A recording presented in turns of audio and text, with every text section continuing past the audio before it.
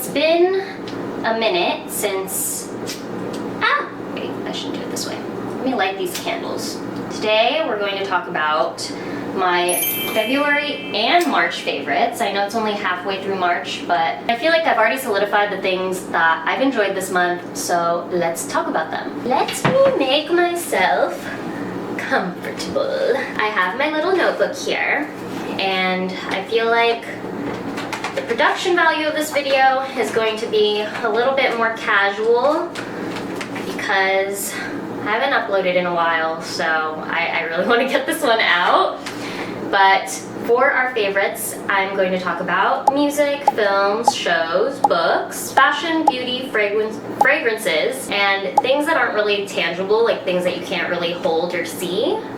So those are all of the categories for February and March. As far as music goes, I've been listening to a lot of uuuuuu. I think that's how you pronounce her name. She hasn't released anything in so long, and I listened to her a lot in 2023, but for some reason I have been on an uuuuuu kick. Some of my favorite songs are Up Up.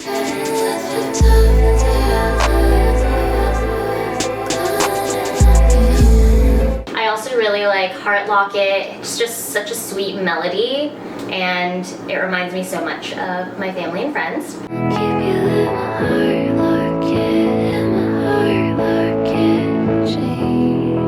And then I also love Come All Ye Fair and Tender Ladies.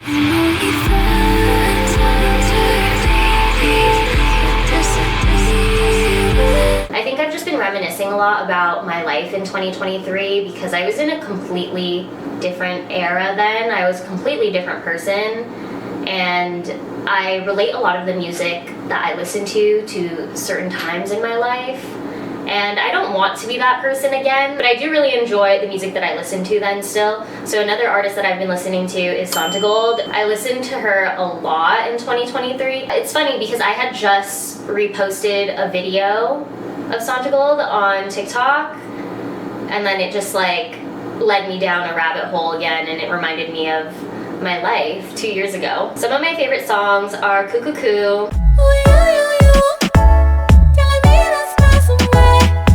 Valley of the Dolls,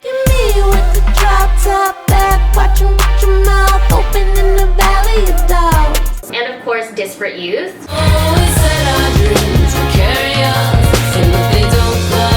And then for March, so those were the artists that I listened to a lot in February, but for March I've been listening to a lot of jazz, but I also just listened to Playboi Carti's new album, and I'm embarrassed to say that I do enjoy Carti's music simply because like he's like 30 and like still trying to act mysterious, but it's just funny because, you know, that's his niche, and I do enjoy the sound and production, so who am I to judge? But some of the songs that I really liked, I kind of liked a lot of them.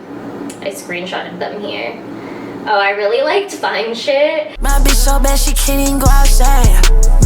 My bitch so bad she can't even post on. And I also like Rather Lie. I'd rather lie than to lose you, girl. I'd rather lie than... The one that's featuring The Weeknd, because I've always loved The Weeknd. The Weeknd is another artist where I feel like I'm like, okay, you're like kind of old now, like why are you still singing about being toxic? But I especially love Trilogy Weeknd. I was a teenager in the 2010s, and I feel like a lot of the music that is like trending now, it's like funny to see younger people listen to it because it reminds me so much of my childhood, but I like that a lot of people are enjoying it. Another song that I also enjoyed was Trim. Morning leather, heels like Eddie, I'm rockin' baguettes, you niggas is petty, you bitches is petty, I'm coming through red. That's the song that's featuring Future, and I love Future. My username on Venmo is literally the Percocet and stripper joint. I've been a huge Future stan. And I also really liked I See You Baby Boy. Ain't hard to tell. Living this life out of highs. Still. Now going into films, I didn't really watch anything in February, but I did just watch Mickey 17, which is directed by Bong Joon-ho, who is also the director of Parasite.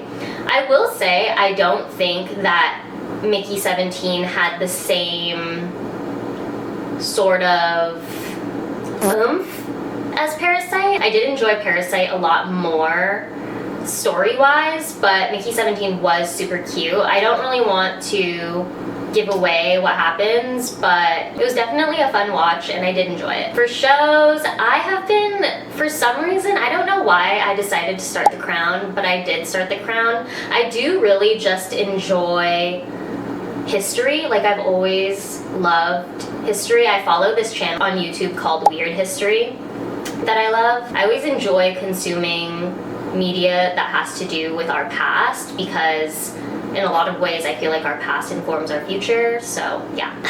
Another show that I've really been enjoying that I'm kind of like embarrassed to say that I've been enjoying is Could Have Been Love, the Drewski dating show.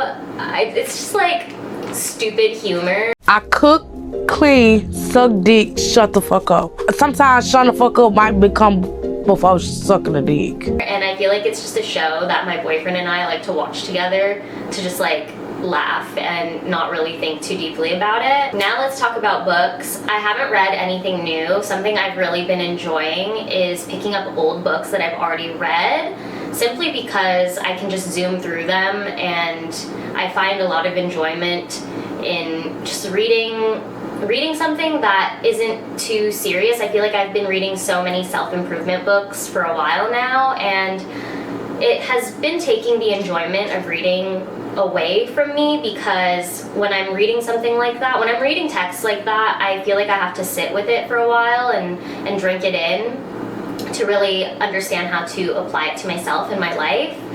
Whereas if I'm reading, say, a fiction book, it's really easy for me to just zoom through it and consume it as entertainment. So I reread My Year of Rest and Relaxation, and it's not like the most fun read. It's like kind of depressing because it does touch on grief a lot, but I feel like it was just easy for me to zoom through. I literally read it in 2 days. What the story entails is this girl's experience with grief, and she's able to live off of her parents' inheritance. So her parents die and she's able to live off of her parents' inheritance, and she doesn't really have to get a real job. So she decides to take a year off and take sleeping pills for that entire year to rest and relax, so that she doesn't have to deal with her grief or her best friend that she finds annoying.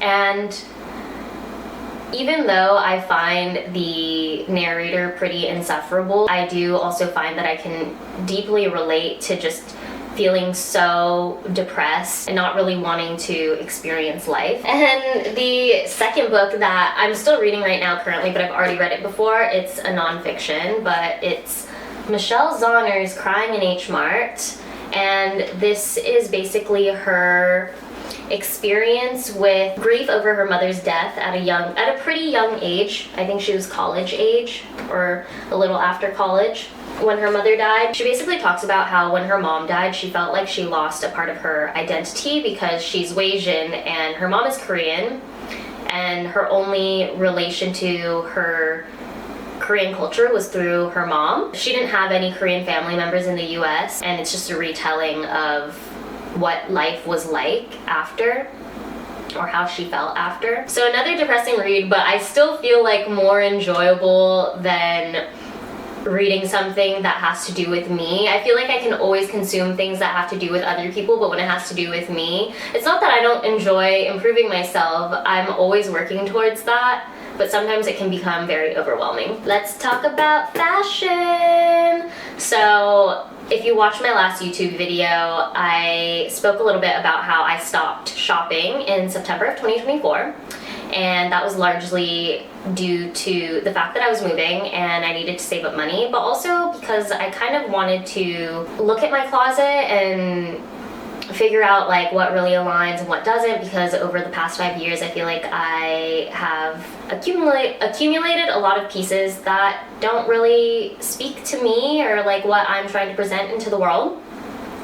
So this month, let's just talk about my favorite staples, and one of them being these very chic 90s-esque sunglasses. I'll put them on so you can see what they look like on me. I've been wearing these every day because it's been very nice and sunny outside. And unfortunately, I do not know what the brand is. Everybody always asks me where I got these, but I've mentioned it before in a vlog, but it kind of just spawned in my closet one day. Like maybe I used to do a lot of shoots, so maybe like a model left it in my car or something back home. So yeah, I don't know where it's from, but I feel like you can find this style of sunglass on Depop or eBay easily. Then my second favorite are these number 9 cuffs. I bought these in 2023. And I have gotten such good use out of them since I bought them. I wore them a lot summer of 2023, but I've just worn them a lot like since I've owned them. I wore them a lot last year. I still wear them this year. And then my last favorite definitely has to be this McQueen 2008 jacket that I love very, very much. I got this in 2022, I believe, 2021 or 2022, because at the time I was going through a very big McQueen kick, and unfortunately I can't afford that obsession. So yeah, I only have a couple McQueen pieces, and this is one of them, and it's one of my prized possessions, and I love wearing it. Now going into beauty. So I mentioned this in my last favorites video, but I've been using Youth to the People's facial cleanser for quite some time now, and I'm pretty much like a Youth to the People stan because they just gifted me, they gifted me more facial cleanser, which is inside here, and then they also, sorry, I like put my stuff on the side of the table so it wouldn't be in the scene. But they also gifted me this makeup bag that has, let's unbox it here because I haven't really opened it since I got it. But another cleanser, papaya and vitamin C, ginger root, lactic acid. This is an exfoliator. Okay, so I've never had, oh, it's an exfoliating face wash. I've never tried this one before, so I will try it out and let you know. I don't really like to use exfoliators because I feel like it makes me either break out or it really dries out my skin. So what I do instead is double cleanse. So I usually use some sort of balm, and then I'll use the Youth to the People cleanser.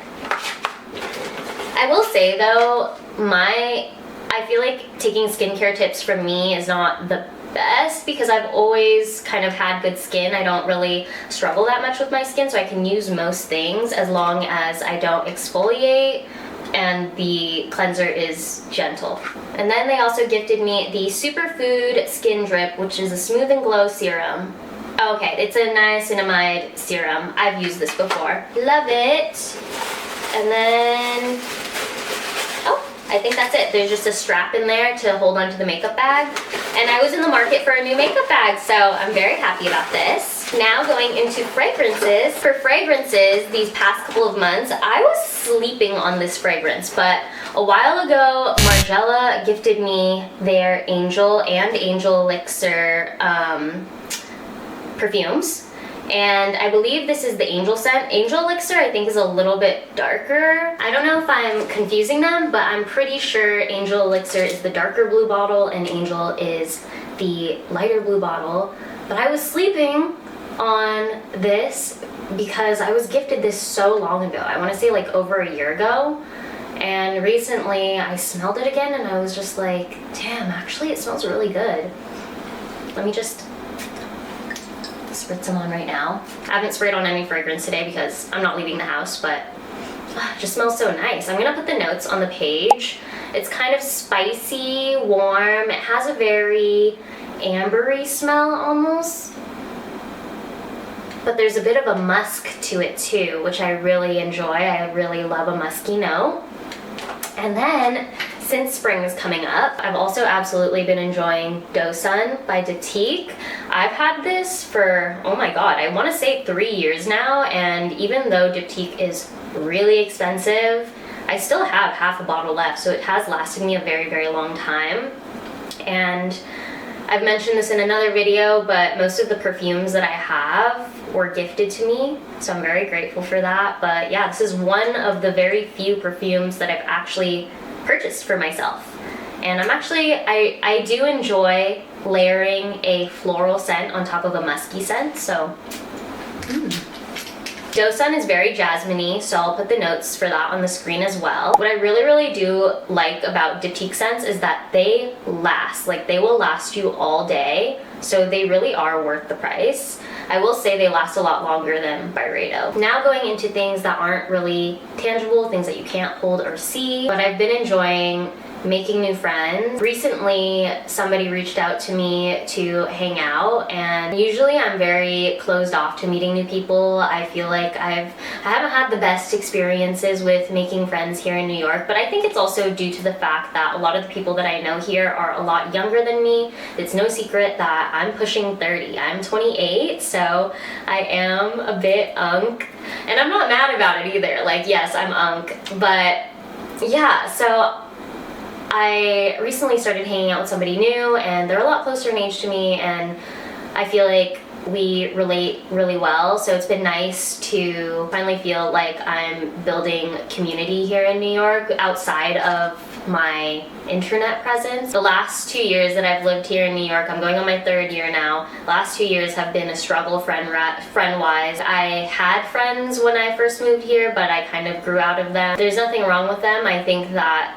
you know, I was just in a different place in my life. Probably still am, so it was for the best. Everybody that I've met since then hasn't been like a strong connection for me, and I crave very deep connections, especially when it comes to my friends. Yeah, the only friends that I've had are all long distance. So it's nice to finally feel like I have a friend here. The second thing is indulging in old hobbies. I feel like reading is an old hobby of mine, so I guess that's something that you can touch or see, but yeah, I've been really enjoying getting back into reading. I loved reading as a child, and I still love it as an adult, and recently I went ice skating again. I really do want to get back into it. Lore drop, but I did figure skating for most of my childhood and teen years, so I want to start taking adult classes, not just to refresh my skills, but also to meet people as well. I also think it's good as an adult to engage in a sport recreationally, just to stay active and use it as a way to exercise. I've also spent so much time with family and friends in February and March, which has been really nice. In February, my cousin was here for Valentine's Day, so I spent a lot of time with him and his girlfriend. Recently, John's older sister came and stayed, so we spent the weekend with her, which was really nice as well.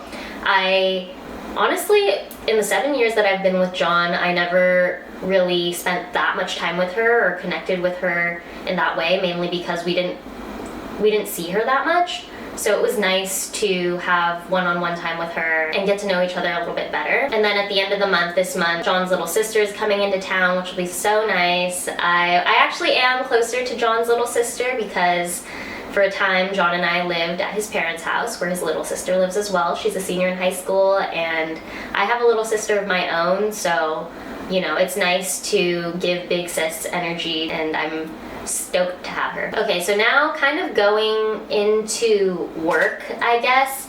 I've been liking no longer accepting PR or jobs that I feel don't really align with me. I feel like in the past I would just accept work simply because, like, I needed the money, and I still do. Like, I'm still broke as fuck, but I also, having taken a 2-month break off of social media, like, I did post here and there, but if you follow me, then you know that's very different than how I posted in the past, and I've always been super active online, and for the past 2 months I've taken a huge step back, mainly because I want to recharge and refocus like what I want to share on the internet. As I've been sitting with myself and thinking more deeply about what I'd like to put out, I decided that I no longer want to accept any PR that's just like fast fashion brands that I'm gonna get rid of very soon, or just things that don't make sense. I mean, I've always kind of never accepted PR that didn't make sense, but I do feel like I was more likely to accept, like, say something from Jaded London or Sculptor Worldwide simply because the pieces were cute, but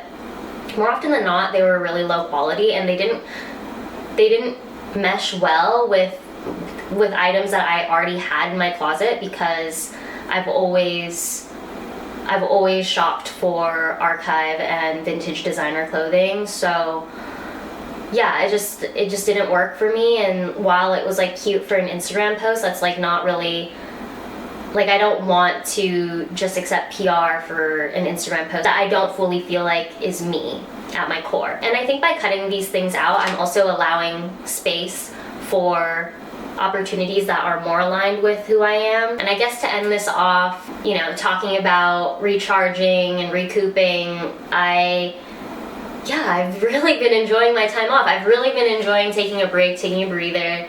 It's very unlike me to allow myself to do that, but I think I was just getting really burnt out and really depressed. In some of my first YouTube vlogs, I kind of show that, and I think that's when I started really feeling overwhelmed by being on the internet. You know, my lore is that I started in social media management. That was my first big girl job, and you know, now I do social media on the other end of it. So social media has been my life for the past 10 years, and it was just getting to the point where I really needed a break. I've been a serial doom scroller for the past 10 years basically, because when I was working my corporate job, I felt like I needed to always be on the internet because I always needed to stay on top of trends and make sure that I'm putting out content and strategies that were in line with what made sense. And even for myself, now that I'm doing it for myself, I still feel that same way about it, and I really just needed to take a break. And I feel like TikTok was starting to make me feel super depressed. Things that I was seeing online were making me feel super depressed as well, just in a general sense. I've cut my screen time down from an hour to 3 hours a day. Yeah, I just feel so much better about it. It feels so much better to not be on my phone all the time and go outside, experience life, go on dates, make friends. And I still want to do that while also working tirelessly towards my goals, which I will do. Because now it's like, yeah, I did take my break and it was really nice and I enjoyed it. But now it's getting to the point where I do want to come back and share more of my life with you guys. So yeah, I feel like maybe I just needed to defrost. Maybe it was seasonal depression and I was just super depressed in the winter and lacked motivation, but now that spring is here, I have motivation. I don't know, maybe it does correlate, but basically I'm ready to run this marathon and I'm happy to do so. I hope you enjoyed my favorites for both months. If you are new to this channel, I post a lot of vlogs, a lot about my life and learnings in my late 20s, as well as my favorites and soon interior decorating content. So if you're interested in that, then please subscribe and I will talk to you guys again soon.